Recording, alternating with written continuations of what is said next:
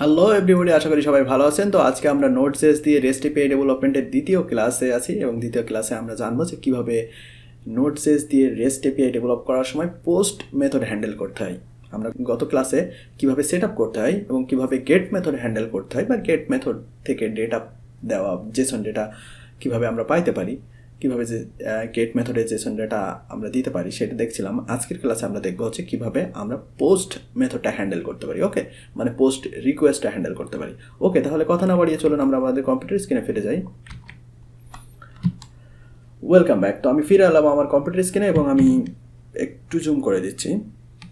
ওকে, তো দেখতে পাচ্ছেন যে গত ক্লাসে আমরা এইখানে গেট মেথডে একটা প্রোডাক্টের ইনফরমেশন পাঠাইছিলাম, ঠিক আছে। তো এখন আমরা যেটা করব সেটা হচ্ছে গেট মেথডের জায়গায় আমরা এখন পোস্ট মেথড তৈরি করব। আপনারা যারা REST API সম্পর্কে জানেন একটু আধটু তারা বুঝবেন যে REST API-তে যেমন আমরা ডেটা গেট করতে পারি তেমন REST API-তে আমরা ডেটা পাঠাইতে পারি। তাহলে এইটার সাথে তো আমরা ডেটাটা আমাদের এন্ডে পাইলাম, মানে ক্লায়েন্টে পাইলাম, কিন্তু ক্লায়েন্ট সাইড থেকে আমরা ডেটা কিভাবে এখানে পাঠায় সেটা কিভাবে আমরা পরবর্তীতে ডেটাবেজে সেট করব বা প্রসেস করব। ওকে, সো আমি আবার এটাকে রান করে nodejs। ওকে, তাহলে এটা রান করলে এখানে যে ইউআরএলটা দিচ্ছে সেই ইউআরএল আমরা ভিজিট করলে দেখতে পাচ্ছিলাম যে আমাদের হোম রাউটে ভিজিট করলে আমরা হোমের যে মেসেজটা, মানে যে মেসেজটা আমরা এখান থেকে পাঠাইছিলাম সেন্ড করছিলাম সেটা আমরা পাচ্ছিলাম। ঠিক একইভাবে প্রোডাক্টস পাচ্ছিলাম। ওকে, এই যে প্রোডাক্ট আমরা পেয়ে যাচ্ছিলাম। এখন যেটা করব সেটা হচ্ছে আমি আমার ক্লায়েন্ট সাইড থেকে সার্ভার সাইডে ডেটা পাঠাবো। সেই কমিউনিকেশনটা আমরা করার জন্য আমরা একটা পোস্ট মেথড তৈরি করব। ওকে, তাহলে app.post, তাহলে এই পোস্টটা সাপোজ সামথিং যে আমরা হোম রাউটে পোস্ট করতে পারি, আবার /product এটাতে পোস্ট করতে পারি। ধরেন আমরা কোনো প্রোডাক্ট অ্যাড করব। ওকে, তাহলে অ্যাড করার জন্য আমাদের এখানে রিকোয়েস্ট রেসপন্স সেমভাবে একটা কলব্যাক ফাংশন দিচ্ছি। কলব্যাক ফাংশন দিলে এবার এইখানে আমরা কি রিকোয়েস্ট পাঠাবো? পোস্ট রিকোয়েস্ট পাঠাবো। ওকে, তাহলে পোস্ট রিকোয়েস্ট এখানে আসতেছে কি না আমরা সেটার জন্য একটু কনসোল করি, যে console.log request receipt। এটা কনসোল করলাম, সাথে সাথে একটা স্ট্যাটাস সেন্ড করে দিলাম। ওকে ওকে, তাহলে এখন আমরা ব্রাউজারে যদি এই এন্ড পয়েন্টটা হিট করি, ওকে, তাহলে দেখতে পাচ্ছেন যে ব্রাউজার থেকে এন্ড পয়েন্টটা হিট করলে আমাদের আসতে যায় প্রোডাক্টস। আমি যদি রিস্টার্টও দেই, তো রিস্টার্ট দিতে হয়, সেটার জন্য রিস্টার্ট যদি আমি না দিতে চাই তাহলে nodemon index.js। ওকে, তাহলে আমি nodemon দিয়ে রান করলাম যেন পরবর্তীতে রিস্টার্ট নেই। এখন এখানে যদি আমি হিট করি তাহলে দেখতে পাচ্ছেন যে এটা আমার প্রোডাক্টস দিচ্ছে। ওকে, তাহলে আমি কিভাবে এই পোস্ট মেথডে হিট করবো বা পোস্ট মেথডটা পাবো? ওকে, এটার জন্য আমাদের ব্রাউজার দিয়ে আমরা রিকোয়েস্ট পাঠাইতে পারবো না। কেন পাঠাইতে পারবো না? কেন ব্রাউজারে আমরা যে রিকোয়েস্টই পাঠাই না কেন সেটা বাই ডিফল্ট গেট রিকোয়েস্ট আকারে যায়। মানে ব্রাউজারে সব রিকোয়েস্ট গেট রিকোয়েস্ট আকারে যায়। এবং আরেকটা ব্যাপার সেটা হচ্ছে আপনারা এই দুইটা সেম নাম দেখে কনফিউজড হওয়ার কিছু নাই, যে এখানেও প্রোডাক্টস ইউজ করছি এখানেও কেন প্রোডাক্টস ইউজ করছি। দেখেন দুইটার মেথড কিন্তু ভিন্ন, মানে HTTP মেথড সেটা কিন্তু ভিন্ন। কাজে আপনি যখন গেট রিকোয়েস্ট পাঠাবেন তখন আপনি এই রাউটে যাবেন, আর যখন পোস্ট রিকোয়েস্ট পাঠাবেন তখন এই রাউটে যাবেন। তাহলে যেহেতু আমাদের ব্রাউজার দিয়ে কাজ হবে না, মানে ব্রাউজার দিয়ে আমরা গেট রিকোয়েস্ট ছাড়া পোস্ট রিকোয়েস্ট পাঠাইতে পারতেছি না, এই ইউআরএলের এই যে এখানে ইউআরএল দিয়ে হিট করলে সেটা বাই ডিফল্ট গেট রিকোয়েস্ট যেহেতু যাচ্ছে, তাহলে পোস্ট রিকোয়েস্ট পাঠানোর জন্য আমরা একটা থার্ড পার্টি সফটওয়্যার ইউজ করব, অথবা সফটওয়্যার ইউজ না করে আমরা একটা ব্রাউজার মানে ভিজুয়াল স্টুডিও কোডের একটা এক্সটেনশন ইউজ করতে পারি। বাট সবার পছন্দ, ম্যাক্সিমামের পছন্দ হচ্ছে পোস্টম্যান সফটওয়্যারটা, পোস্টম্যান। ওকে, তো পোস্টম্যান লিখে সার্চ দেবেন, দিলে পোস্টম্যান এই সফটওয়্যারের ওয়েবসাইটে আপনারা চলে যাবেন। পোস্টম্যান, এইখান থেকে গিয়ে আপনারা পোস্টম্যান ডাউনলোড লিখে দেন, আমরা পোস্টম্যান ডাউনলোড। ওকে, তো পোস্টম্যান ডাউনলোড লিখলে আপনারা দেখবেন এখানে একটা ওয়েবসাইট পেয়ে যাবেন। এখানে আপনাকে দিচ্ছে not your OS download Windows. আমার উইন্ডোজ মেশিন থাকলে আমি এখান থেকে উইন্ডোজের যে 32 বিট ইউজ করলে 32 বিটের নামাবেন এবং 64 বিট ইউজ করলে 64 বিট ভার্সনটা নামাবেন। ওকে, তাহলে আপনি উইন্ডোজের জন্য নামাই নিতে পারবেন। যদি আপনি ম্যাকে থাকেন সম্ভবত এখানে ম্যাকের অপশান দিয়ে দিবে, এই যে ডাউনলোড দ্য অ্যাপ, এই বাটনে ক্লিক করলে ওটা ডাউনলোড হয়ে যাবে। ওকে, তাহলে আপনারা ডাউনলোড করে ইনস্টল করে নেবেন। ওকে, আমার কম্পিউটার অলরেডি ইনস্টল করা আছে, সো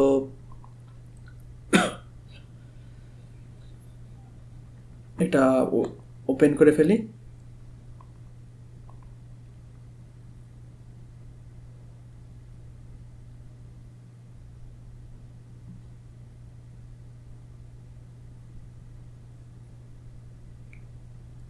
অলরাইট, তো অলরেডি আমার এখানে অনেকগুলো ট্যাব ওপেন করা আছে অন্যান্য কাজের।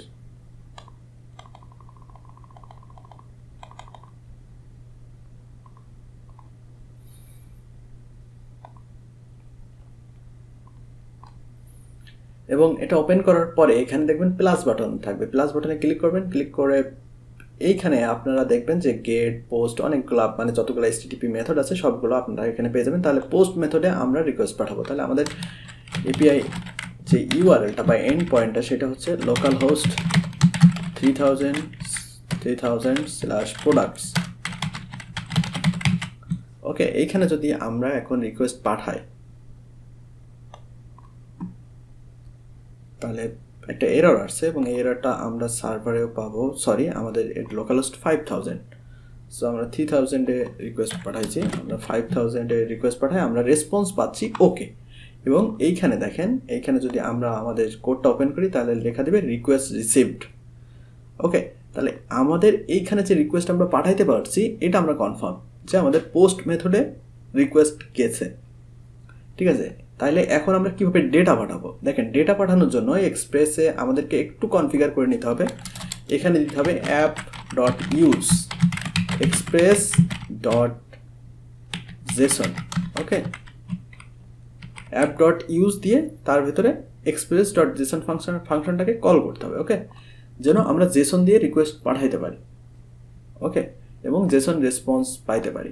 ওকে, সাথে সাথে আরেকটা ইউজ করব যেটা আমাদের আরও কাজে লাগবে পরবর্তীতে, app.use URL encoded, এখানে এক্সটেন্ডেড আমরা ট্রু করে দিচ্ছি। ট্রু ফলস কেন সেটা আমরা পরবর্তীতে জানবো যে কেন ট্রু ফলস দিচ্ছি, এটার একটা বিশেষত্ব আছে। ওকে, তাহলে এই দুইটা লাইন জাস্ট অ্যাড করে দিবেন যেন আমরা রিকোয়েস্ট রেসপন্স মানে জেসন দিয়ে হ্যান্ডেল করতে পারি। ওকে, তাহলে এই দুইটা লাইন অ্যাড করে দেওয়ার পর এটা সেভ করলাম, একটা রিস্টার্ট নিল। ওকে, এবার দেখেন আমরা এইখানে request.body বলে আমরা রিকোয়েস্টের সব ডেটাগুলো মানে রিকোয়েস্টের বডিতে যা পাঠাবো request.body বলে একটা অবজেক্ট পাবো। Sorry, request.body। তাহলে আমরা রিকোয়েস্টে মানে একটা ওই এন্ড পয়েন্টের ডেটা পাঠানোর জন্য অবশ্যই আমরা কয়েকভাবে পাঠাইতে পারি। ইউআরএল থ্রুতে পাঠাইতে পারি, হেডার দিয়ে পাঠাইতে পারি, বডি দিয়ে পাঠাইতে পারি, বাট নর্মালি প্রোডাক্টের ডেটা পাঠানোর জন্য বডিতেই পাঠাইতে হবে। ওকে, মানে বডিতে পাঠানোটা ইট ইজ এ রুল যে বডিতে পাঠাবেন। বাট আপনার যদি অথেন্টিকেশান বা অন্য কোনো ডেটা থাকে যেগুলো হেডার লেভেলে যাওয়ার মতো ডেটা, সেইগুলো হেডারে পাঠাইতে হয়, সেগুলো আমরা পরবর্তীতে দেখব।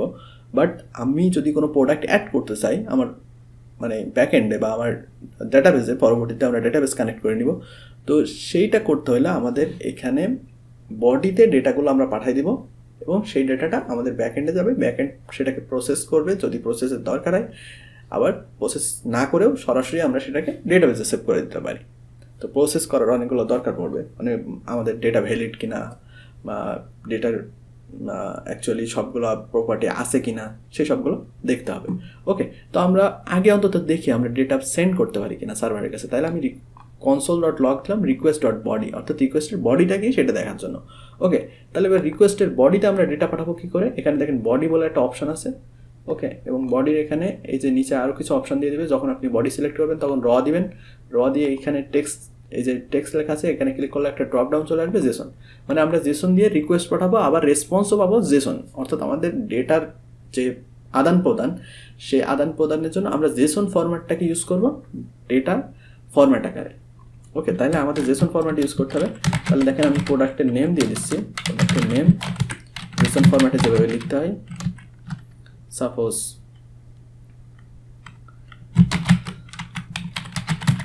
স্যামসাং J7 prime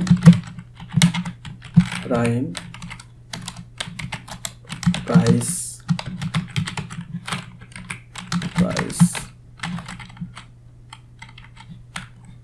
এত বেশি প্রাইস না, আর এটা ফুল স্ক্রিন হয়ে গেছে, আমি এটাকে একটু আচ্ছা সম্ভবত এরকম একটা প্রাইস। ওকে, তাহলে এই দুইটা ডেটা পাঠায় আমরা অন্তত টেস্ট করে দেখি যে ডেটা যাচ্ছে কিনা। ওকে, তাহলে আমরা এই দুইটা ডেটা বডিতে দিলাম, বডিতে দিয়ে র জেসন মানে জেসন টাইপের ডেটা, এটা বলে দিলাম যে আমাদের ডেটা টাইপটা জেসন। ওকে, যেন ডেটাটা প্রসেস বা ডেটাটা আমরা যখন সার্ভারের কাছে পাঠাচ্ছি সার্ভার যেন বুঝতে পারে যে জেসন ডেটা আসছে।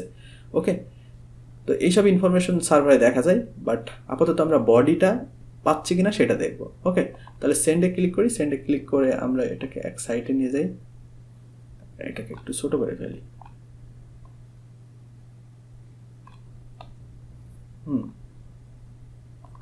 সম্ভবত আমাদের এই ভার্সনটা আমরা সেভ করিনি, তাহলে সেভ করে নিলাম। সেভ করে আরেকবার আমরা রিকোয়েস্ট পাঠাবো, এখানে সেন্ড করি। এই যে দেখেন, সেন্ড করার সাথে সাথে আমাদের এখানে এই যে ডেটাটা যেটা আমরা সেন্ড করছিলাম পোস্টে, সেই পোস্ট মেথডে আমাদের ডেটাটা আমরা পেয়ে যাচ্ছি রিকোয়েস্ট ডট বডি অবজেক্ট আকারে।